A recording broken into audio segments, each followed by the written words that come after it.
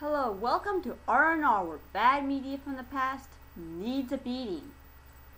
Alright, this is the big one, guys.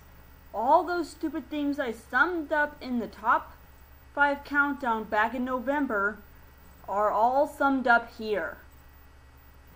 This time, it covers much more than five stupid things that made no sense. Now I'm going to tear the whole thing into shreds. And if you're one of those people who liked it, don't worry, I won't laugh at you. Just sit back and enjoy my ranting, because this is where it all started going wrong. So at first you think it's going to be great. That only seems to be the case with the first 13 episodes, since it was originally planned to be this long. But as the story goes on, the more stupid it gets. So starting with episode 1, we get this introduction to some global warming taking place in the summer of 1999. How does this even relate to the digital world? How the fuck should we know? We then see a group of Japanese kids at summer camp, who, of course, by anime tradition, look Western.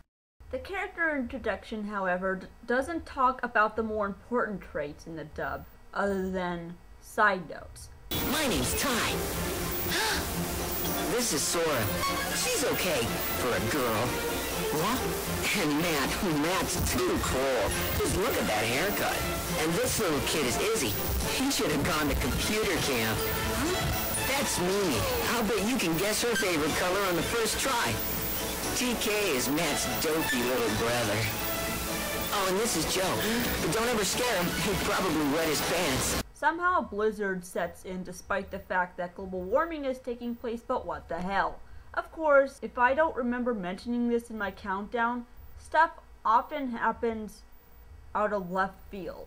This, of course, being a kid's show, so the writers would just throw anything, even if it doesn't add up, and is likely to make the kids watching this more stupider. So we have the northern lights, meteors throwing down stopwatches, and a tsunami coming out of the snowbanks. Just a lot of stuff makes no sense until they end up in a rainbow twilight zone, or just a parallel world. Ty, who is supposed to be the leader of the group of kids, meets up with Izzy as they find out where they are. Then come across some giant flying beetle who doesn't even sound like a beetle. Beetle, and it's flying right at us! It sounds like a retarded T-Rex that just breathed in helium. Oh, and by the way, the roar is not in the original Japanese, so there's another slap in the face the dub throws at you. So they hide in some invisible tree and they run into Sora with a plant Digimon, TK with some rabbit with messed up ears called Tokomon. Oh, that's no ordinary rabbit! And Matt with whatever the hell this thing is called Tsunomon. Then the rest team up while still escaping the mutant beetle, trapping them on the edge of a cliff with no escape. This forces the Digimon to fight, which causes them to evolve into different Digimon and become even stronger. With this, they are able to beat the beetle, but the victory doesn't last long. The beetle somehow punches a hole in the precipice, causing them to fall off, with it ending episode 1. So, Justin will make some pretty cool friends. Moving on to episode 2, where we continue where we left off, as one of the Digimon summons a fish raft for them to ride on. How the fuck is that possible? Okay, now I see where this is headed. They then wash up on the banks of the river and find out that they are very close to the ocean. The Digimon tell them that they are now completely different now that they've just evolved. Literally. Gomamon. I guess it's not Ukamon. Gomamon now. Gomamon. And I guess that you're not Tokomon, are you? No, I'm Patamon. It's all because we digivolved. I don't think that word's in my dictionary. So digivolving is what happens when they advance to the next level and become more powerful than before. Right, all of us digivolve. I went from Motomon to Tentomon. I digivolved from Yokomon to Theomon. From First, I was Tsunomon, then Gabumon. And I changed from Tennomon to Paramon. And me, I was Koromon. I digivolved into Agumon.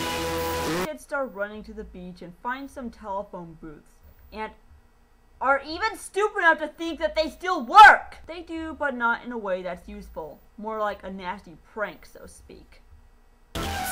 Something's wrong. Our mom's flipped. Tomorrow's forecast calls for clear skies with occasional ice cream. What do you want for that? This number only exists in your imagination. Please hang up and don't call back. What planet did I dial? I'm telling you, it's a twisted alien joke. One of the kids, Joe, acts like such a complaining pansy when asked for his bag that they suspect has food in it. However, this idea was thought up by Ty despite Matt thinking they should wait for help. But the obvious happens as some large radioactive sea snail, Shellmon, destroys the phone booths and grabs Ty with one of its tentacles, causing Agumon to evolve into a T-Rex with a skull helmet, Greymon, and fights Shellmon to save Ty. Yeah, we're going to get a lot of that going on with each individual character for the next 5 episodes, until multiple evolutions happen at once later on. Episode 3, Matt gets a turn with this scenario. First, we start off with the kids encountering 2 Triceratops, Monochromon. God! These Digimon have stupid names! They almost always have to be irrelevant to what they are and to what they really are. And always putting the word Mon at the end! I know they're Digimon, but it just doesn't have to be so on the nose. Even the kids watching this can tell them apart from humans. Come on, Pokemon aren't always like this. Look at fucking Pikachu! So as the night approaches, we hear them talking on, and Mimi, who is a bickering little princess, won't shut the hell up on how her feet are killing her. Yes, she is a lot like Joe, which probably explains why the two get along the most, opposed to Matt and Ty being polar opposites. Wait! Remember those telephone booths? There's now a trolley car that they plan to sleep in. This is where we get to know more about the characters and why they make this show so stupid. We get a more tender side to this. We find out that Matt and TK's parents are divorced and don't live together, which explains why Matt tends to baby TK throughout the series. But I still don't see why he has an attitude with Ty a lot, other than being so obnoxious as always. They later find out that the rock the trolley car is sitting on is somehow attached to a tail of a serpent. Seadramon. Despite the fact he's living in a lake rather than the ocean, and that his name doesn't apply, and God, this is stupid. The serpent pulls his tail off and somehow wraps it, using it to constrict Matt, which causes Gabumon to evolve. So the same thing happens with Sora, where the important element of the black gears is introduced that drive the good Digimon insane enough to hurt others. A robot factory where Izzy's knowledge of computers is shown. Then we have a Disneyland ripoff where Mimi is shown to be a bigger princess than my dog.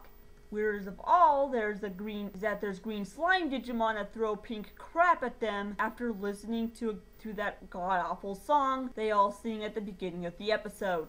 Now I'm going to slow it down a bit to get to the more important part of the story that is later on in episode 7, where Matt and Ty have an argument whether or not they should climb up a mountain to see where they are. Player gets Joe involved, trying to compromise their point of views. He later has his Digimon evolve into a unicorn walrus, Ikakumon, to fight another gear-possessed Digimon. This later concludes the first 7 episodes of the series before the real shit begins.